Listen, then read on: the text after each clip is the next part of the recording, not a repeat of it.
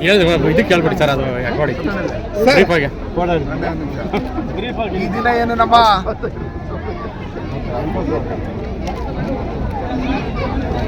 Kolar district, Chikkaballapur ಡಿಸ್ಟಿಕ್ಕಿಂದ ನಮ್ಮ ಅಯೋಧ್ಯ ನಗರ ನಾಮಧಾರಿ ನಗರದ ಸಂಘದ ಎಲ್ಲ ಪದಾಧಿಕಾರಿಗಳು ಕುಟುಂಬದವರು ಇವತ್ತು ಫ್ರೀಡಂ ಪಾರ್ಕಲ್ಲಿ ನಮ್ಮ ಎಲ್ಲ ಜಿಲ್ಲಾ ಪದಾಧಿಕಾರಿಗಳು, ನಮ್ಮ ಪ್ರಸಾದ್ ಅಣ್ಣವರಿಂದ ಹಿಡಿದು ಎಲ್ಲ ರಾಮ್ ಪ್ರಕಾಶ್, ಆನಂದಪ್ಪ, ರಾಮಕೃಷ್ಣ, ಕೃಷ್ಣ ಶೆಟ್ಟಿ, ಸುರೇಶ್, ಸೋಮಶೇಖರ್, ಶ್ರೀನಾಥ್ ಶೆಟ್ಟಿ ಎಲ್ಲ ನಮ್ಮ ಹೊತ್ತು ಎಲ್ಲರೂ ಒಟ್ಟಿಗೆ ಬಂದು ಇವತ್ತು ನಾವೆಲ್ಲ ಒಂದು ಫ್ಯಾಮಿಲಿ ನಮ್ಮ ಮಕ್ಕಳಿಗೆ ಒಂದು ಜಾತಿ ಪ್ರಮಾಣ ಪತ್ರ ಕೊಡ್ತಾ ಇಲ್ಲ. ನಮ್ಮ ಮಕ್ಕಳ ವಿದ್ಯಾಭ್ಯಾಸಕ್ಕೆ ತೊಂದರೆ ಆಗ್ತಾ ಇದೆ. ನಾವು ನಮ್ಮ ಮನೆಗಳಲ್ಲಿ ಯಾರು ಡಾಕ್ಟರ್ಗಳು ಓದೋಕ್ಕಾಗ್ತಾ ಇಲ್ಲ, ಇಂಜಿನಿಯರ್ಗಳಾಗೋಕ್ಕಾಗ್ತಾ ಇಲ್ಲ, ಒಂದು KS ಆಗಲಿ, IAS ಆಗಲಿ, IPS ಆಗಲಿ ಆಗೋಕ್ಕಾಗ್ತಾ ಇಲ್ಲ. ನಮ್ಮಲ್ಲಿ ಒಂದು ಡಿಸ್ಟಿಕ್ಕಲ್ಲಿ ಒಂದು ನಿಮಿಷ ಇರಪ್ಪ, ಒಂದು ಡಿಸ್ಟಿಕ್ಕಲ್ಲಿ 4 ತಾಲೂಕಲ್ಲಿ ಸರ್ಟಿಫಿಕೇಟ್ ಕೊಟ್ಟರೆ ಇನ್ನು ಬಂಗಾರಪೇಟೆ, ಮಾಲೂರಲ್ಲಿ ಸರ್ಟಿಫಿಕೇಟ್ ಕೊಟ್ಟಿಲ್ಲ. ಚಿಕ್ಕಬಳ್ಳಾಪುರ ಭಾಗದಲ್ಲೂ ಸರ್ಟಿಫಿಕೇಟ್ ಕೊಟ್ಟಿದ್ದಾರೆ, ನಮ್ಮಲ್ಲಿ ಕೊಟ್ಟಿಲ್ಲ. ಯಾಕೆ ಈ ಥರ ನಮ್ಮಲ್ಲೇ ಗೊಂದಲ ಆಗಿದೆ? ಈ ಗೊಂದಲ ನಿವಾರಣೆ ಮಾಡಬೇಕಂತ ಹೇಳಿ ನಮ್ಮ ಮಂತ್ರಿಗಳಾದಂಥ ಶಿವರಾಜ್ ತಂಗಡಿವರೆಗೂ ನಾವು ಮುಖಂಡರುಗಳು ಒಂದು ಮನವಿ ಪತ್ರವನ್ನು ಕೊಟ್ಟಿದ್ದಾರೆ. ಈ ಆಯೋಗದ ಅಧ್ಯಕ್ಷರಿಗೂ ಕೊಡಬೇಕಂತ ಕೇಳಿದಾಗ ಅವರೇನೋ ಫುಲ್ ಬ್ಯುಸಿ ಇದ್ದರು. ಅವ್ರ ಸೆಕ್ರೆಟರಿನ ಯಾರನ್ನ ಜಗದೀಶನ್ನವ್ರನ್ನ ಏನೋ ಕಳಿಸಿದ್ರಂತೆ, ಅವ್ರಿಗೂ ಕೊಟ್ಟಿದ್ದಾರೆ. ಅವ್ರಿಗೆ 30ನೇ ತಾರೀಕುವರೆಗೂ ಗಡುವು ಕೊಟ್ಟಿದ್ದಾರೆ. ನಮ್ಮ ಎಲ್ಲ ನಾವ್ಯಾರು ಬಾಂಗ್ಲಾದೇಶದಿಂದ ಬಂದಿಲ್ಲ, ಪಾಕಿಸ್ತಾನದಿಂದ ಬಂದಿಲ್ಲ. ನಾವು ಇಲ್ಲೇ ಹುಟ್ಟಿ ಬೆಳೆದಿರ್ತಕ್ಕಂಥದ್ದು, ಶ್ರೀರಾಮನ ಭಕ್ತರು ನಾವು.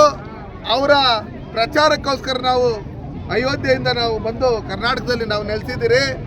ನಮ್ಮ ತಾತ ಮುತ್ತಾತನ ಕಾಲದಿಂದನೂ ನಾವು ಇಲ್ಲೇ ವಾಸ ಮಾಡ್ಕೊಂಡಿರ್ತಕ್ಕಂಥದ್ದು. ಬಾಂಗ್ಲಾದೇಶದಿಂದ ಬಂದಂಥವ್ರಿಗೆ 2000 ಇಸ್ಕೊಂಡು ನೀವು Aadhaar card, ration card, voter ID ಕೊಟ್ಬಿಟ್ಟು ಅವ್ರಿಗೆ ಸೈಟ್ ಕೊಡ್ರಿ ಅಂತೇಳಿ ನೀವು ಫೈಟ್ ಮಾಡ್ತೀರಿ.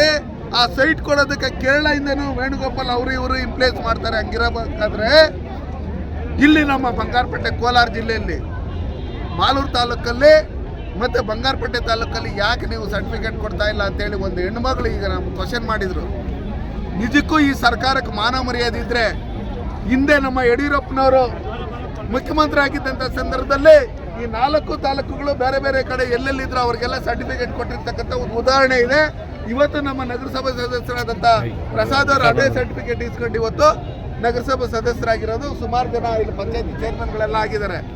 ಶಿವರಾಜ್ ತಂಗಡಿಯವರೇ, ನೀವು ಈ ಜನಾಂಗ, ಈ ದೇಶದವರು, ರಾಮನ ಭಕ್ತರು. ಇನ್ಯಾವುದೋ ಪಾಕಿಸ್ತಾನ, ಬಾಂಗ್ಲಾದೇಶದಲ್ಲಿ ಯಾರ್ದೋ ಭಕ್ತರಲ್ಲ.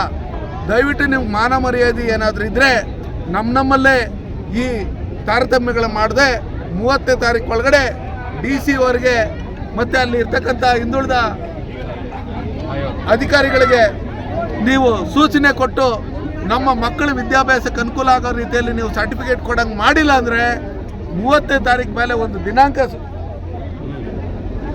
ಇದು ಮಾಡಿ, ನಿಗದಿ ಮಾಡಿ, ನಾವು ಕೋಲಾರದಲ್ಲಿರ್ತಕ್ಕಂಥ ಜಿಲ್ಲಾ ಕಚೇರಿಗೆ ಮುತ್ತಿಗೆ ಹಾಕಿ ಬೀಗ ಹಾಕ್ತೀರಿ ಅಂತ ಹೇಳಿ ಈ ಮೂಲಕ ಎಚ್ಚರಿಕೆಯನ್ನು ಎಲ್ಲರೂ ಕೊಟ್ಟಿದ್ದಾರೆ.